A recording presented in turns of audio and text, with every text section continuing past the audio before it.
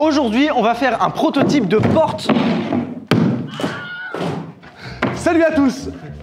Je me suis défoncé. Ça va? Je me suis Mais t'es tellement tombé. Ah bah je suis vraiment... J'ai fait une vraie chute. Ah, j'ai trop mal. Oh, je me suis foulé le poignet gauche. Ah, C'est vrai? Oui. Moi, je pouvais pas te J'ai récupérer tellement parce mal. que... J'ai tenu à la faire jusqu'au bout quand même. Eh, j'espère que vous allez être contents de cette introduction parce qu'on peut monter que cette partie là. Hein. Désolé les gars. Mec, c'est un établi qui a 1m50. Ah oui. Tu viens de faire une chute d'1m50 sur du béton. Sur mon poignet et sur mon genou gauche. Ouais? Oui. Non, moi je t'ai vu tomber, j'ai fait je touche pas. Hein. À mon avis, je pense qu'il y a sur le sismographe de Paris, ils l'ont senti. Hein. Ah ouais. Il y a eu un... Salut à tous. Salut. Donc, on va faire un prototype de porte de vaisseau spatial. Bon, dit comme ça fait très... vous allez vous attendre à un truc incroyable. Mais en réalité, on va surtout récupérer un de ces vérins qui nous restait du matelas électrique pour la poser sur une porte et lui faire une ouverture automatique en domotique. En fait, cette vidéo, elle part d'un constat qui est un petit peu idiot avec Artus, c'est qu'on se rend compte depuis toutes ces années maintenant qu'on accumule plein de petits objets comme ces vérins électriques qui sont super fun, mais avec lesquels on pourrait faire des gros projets. Mais en même temps, il y a plein de bêtises à faire qui sont très drôles pour être sous forme de prototypes qui nous permettraient nous de tourner des vidéos et de s'amuser avec vous en testant des choses. Là, on va changer d'atelier et en définitive, ce test qu'on va faire aujourd'hui va peut-être nous permettre d'appliquer ça à plus grande échelle dans notre nouvel atelier. Par exemple, pour ouvrir nos portes de bureau avec un simple knocker. Ça pourrait être super cool. Mais ça, faut le tester. Le tester, ça prend du temps. Si on le fait pas en vidéo, ça nous fait perdre du temps pour faire des vidéos parce qu'après, il faut faire le montage, préparer les vidéos, etc.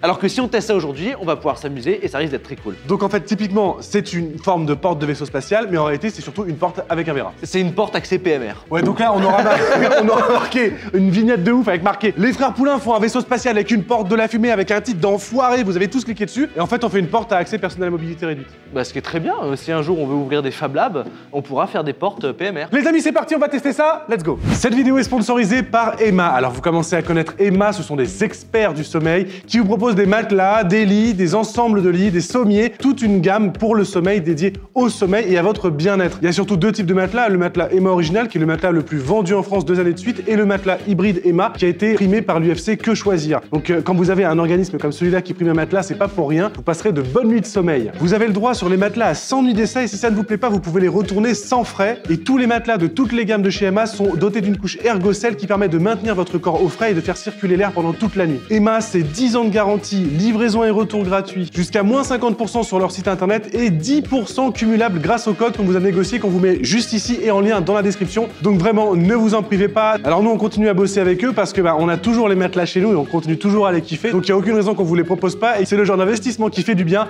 Tout est en lien dans la description, je le répète. Si vous voulez soutenir la chaîne et si vous vous y intéressez aussi. Voilà, je pense que tout est dit. Merci Emma de soutenir cette vidéo. On passe à la suite. C'est parti.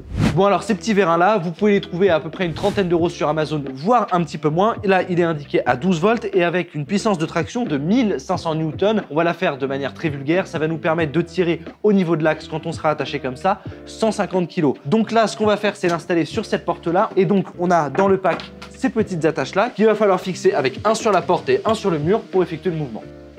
Une fois qu'on l'a posé, c'est la fin de la vidéo. Ah mais ça fait longtemps qu'on n'a pas fait de béton. Est-ce qu'on a encore des chevilles? Il va falloir qu'on rachète un pack de chevilles pour le nouvel atelier, je vous raconte que ça.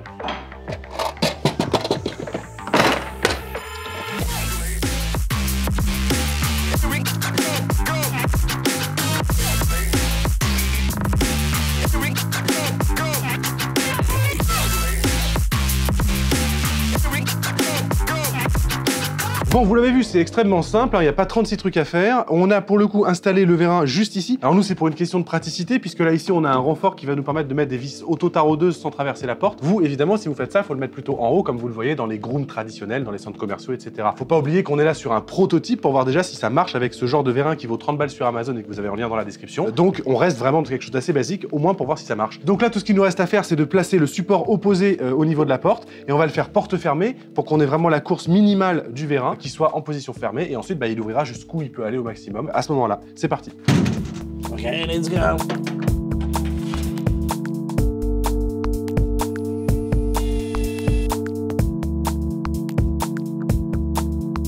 Donc on a désactivé la poignée pour qu'on puisse ouvrir et fermer la porte sans avoir à l'actionner, ce qui est logique puisque maintenant elle va s'ouvrir avec le vérin. Vérin qu'on va pouvoir attacher au niveau des goupilles. Alors bon, c'est pas des goupilles, hein, c'est des grosses vis parce qu'on les trouve plus. Oh, c'est de la récup, hein, je vous l'ai dit en début de vidéo.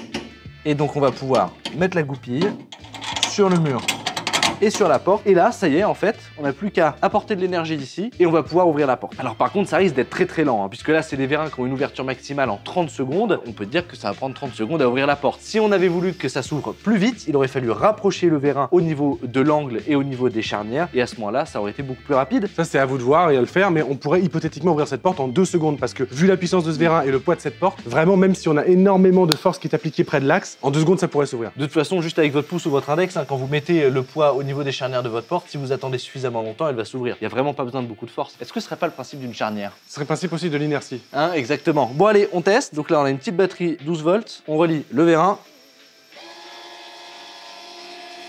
Et ça prend 30 secondes à s'ouvrir. Mais ça fonctionne. Ouais, ça marche. Et puis ça tient, regarde. Ça me ramène là.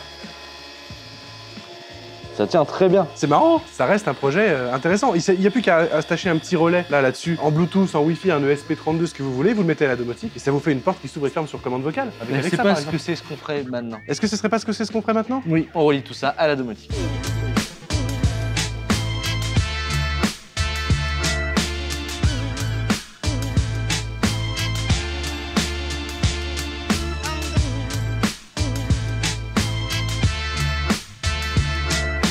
Pour contrôler le vérin, ce qu'on va faire, c'est utiliser un ESP32 avec cette petite carte-là. Cette carte, en fait, elle se compose d'un L298N et en fait, c'est un pont en H. Alors, on va pas rentrer dans les détails, mais en fait, ça va nous permettre, avec un circuit de commande envoyé par l'ESP32, d'envoyer la puissance au vérin et surtout d'inverser la polarité qui va nous permettre d'ouvrir ou fermer la porte. Donc, pour contrôler cette petite carte-là, juste ici, on va devoir y relier sur les ports 1 et 2 qui correspondent à la sortie 1 et 2 pour le moteur juste là, des câbles qui vont être reliés au GPIO correspondant sur le ESP32. Pour contrôler les GPIO, ça veut dire les petites sorties qui vont nous permettre d'activer les commandes, on va utiliser ESP Easy. Donc ça, je vous invite à voir toute la série tuto domotique qu'on a déjà fait avec Baptiste. Donc on a créé une règle ouverture cuisine qui donc active un GPIO et désactive l'autre. Et ensuite, on a la règle fermeture cuisine qui vient activer l'un pour désactiver l'autre. Et ainsi de suite. Et comme ça, on va pouvoir, avec le contrôleur, changer la rotation du moteur et donc ouvrir et fermer la porte. On met ça dans un petit boîtier, on relie au vérin et ça devrait fonctionner en domotique. Il y en a qui ont essayé. Ils ont eu des problèmes.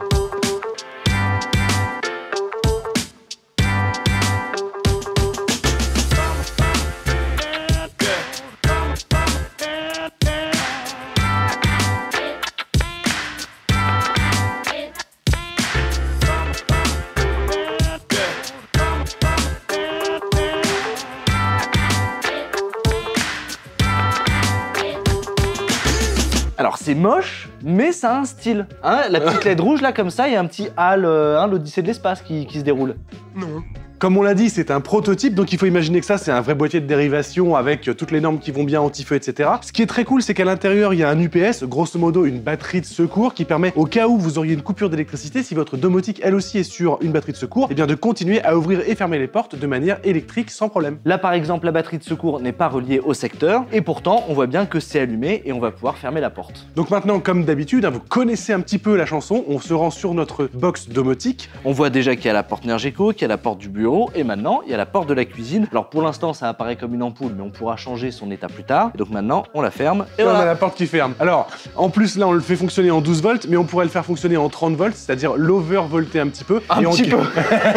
Faudrait le doubler. Ceci dit, on a fait des essais et ça fonctionne. Ça fonctionne et ça chauffe très peu, en fait. Vous pouvez pas l'overvolter si jamais vous mettez une contrainte dessus. Mais là, il y a 0 contrainte. Donc, nous, on l'a fait plusieurs fois. Il y a vraiment eu aucun problème et une très légère chauffe. Ou encore, si on voulait aller plus vite, vous faites comme on a dit tout à l'heure, vous rapprochez l'axe du vérin au plus près des charnières et à ce moment-là, l'ouverture pourrait presque être instantanée, quoi. Ça pourrait vraiment faire bzz, bzz.